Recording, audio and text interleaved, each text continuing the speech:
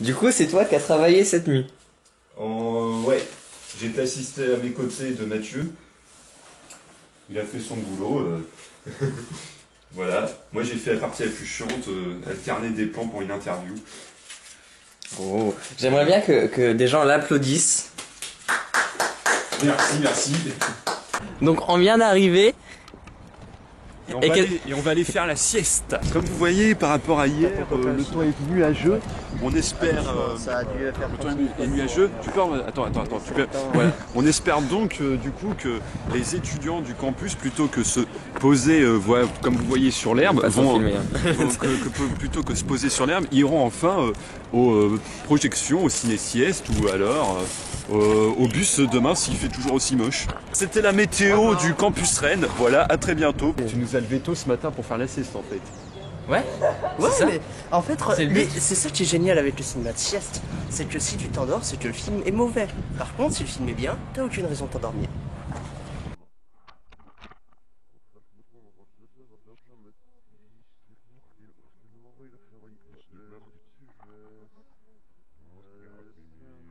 On sort du Ciné, voilà. Du ciné-sieste, comme vous voulez savoir. Moi je continue la sieste. Et donc on a vu le court-métrage de notre ami Arthur Jean. Là donc C'était vraiment pas mal. il y a des plans vachement intéressants, je pense au plan d'intro en 360 et honnêtement, je vous laisse aller le voir, il est dans la description. Donc voilà, il y a son court-métrage et d'ailleurs on va lui demander.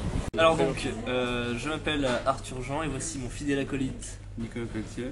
Voilà, et en fait aujourd'hui on est à Sénart-en-Cours pour présenter notre premier moyen métrage, on va dire, dans ces eaux-là. Donc Un homme sous la main. Et je suppose que le but de cette petite captation, c'est de vous donner envie d'aller le voir. Donc déjà, ce qu'on peut vous en dire, c'est qu'on l'a fait en 3 jours, mais derrière on a eu une très grosse préparation au niveau du scénario. Et au niveau aussi de la production donc de notre préparation, on a eu une grosse aussi phase de montage, mais 3 jours de tournage intensive comme on a pu.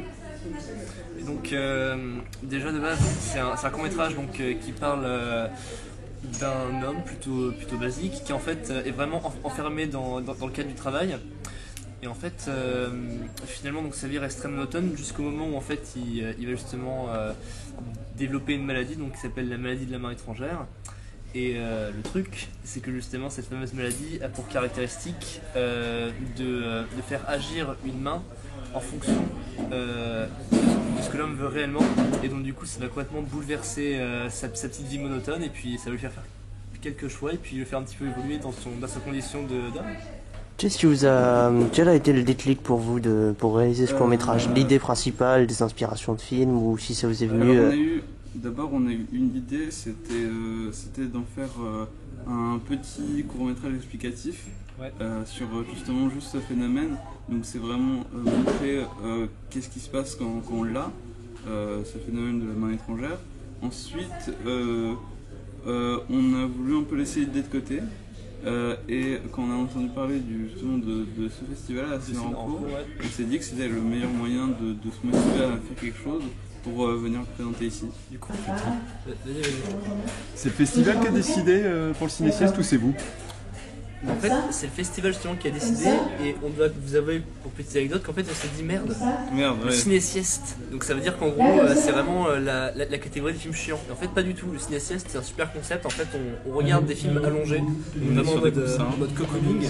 Et en fait ça s'est bien passé, on a pu voir un petit peu ce qu'a donné. L'écran est un peu petit pour l'instant mais c'est un bon concept d'exploiter et peut-être ouvrir des salles de ciné-sieste. Ça peut très bien. Et donc c'est un vrai plaisir de pouvoir participer à ce festival et d'avoir une équipe de personnes aussi intéressées. Voilà. Donc l'araignée, c'est du top. Donc actuellement là, donc à ma droite se trouvent tous les membres de réalisateurs, espace juré, etc.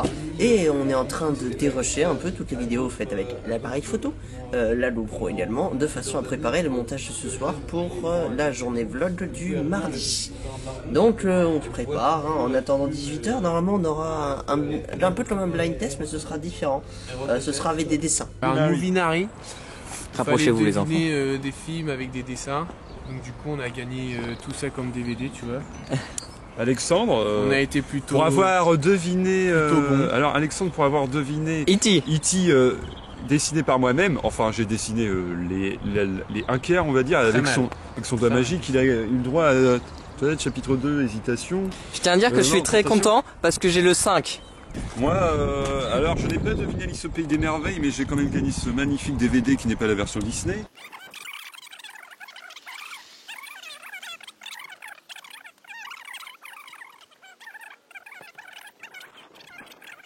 On est juste à côté des locaux de Scénart et on est avec donc Charlie, dont son film est diffusé qui s'appelle Au Sommet.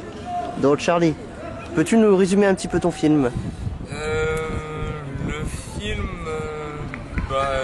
je vais partir du synopsis en fait, c'est juste un mec qui se balade dans la rue pour oublier le souvenir d'une relation passée. Ouais, ils n'étaient pas posé des questions. Pourquoi c'est Au Sommet OH, pas plutôt Au Sommet AU? Est-ce que c'est le haut poétique? J'ai pu voir que tu es passé aussi en interview avec le présentateur, de l'équipe de Scénart. Ça a été comment pour toi? Une expérience plutôt enrichissante de devoir vendre un peu ton court-métrage, le présenter devant un public? Alors déjà c'était ma première entrevue comme ça, ils appellent ça conférence à Scénart, mais bon...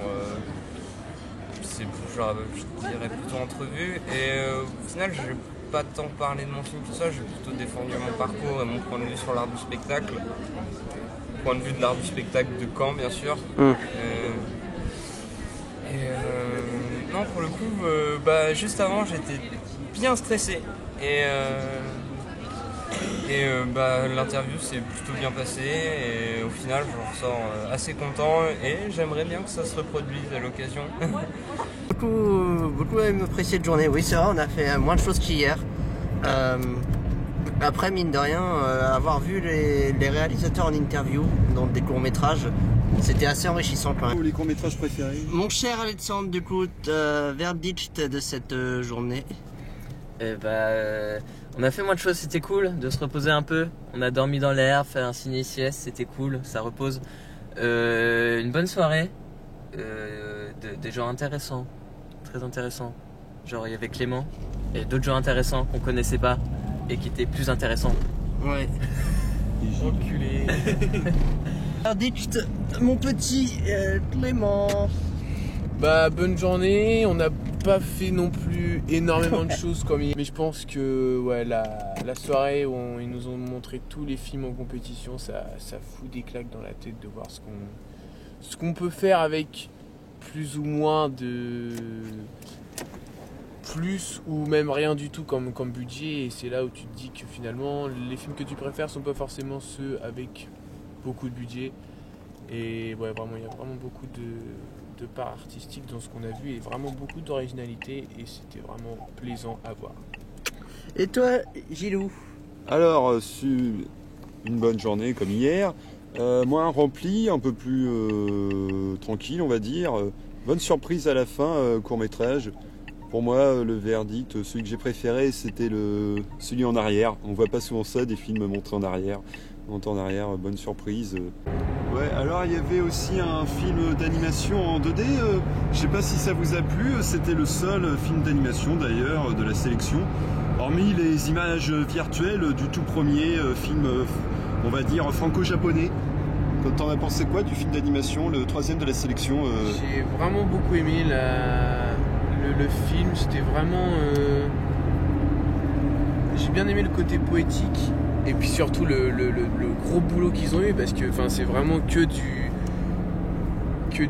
de l'amateurisme entre guillemets, parce que c'était vraiment au final le contenu était vraiment superbe. Et Alexandre, t'avais quelque chose à dire sur ce film? Je te voyais lever la main tout à l'heure.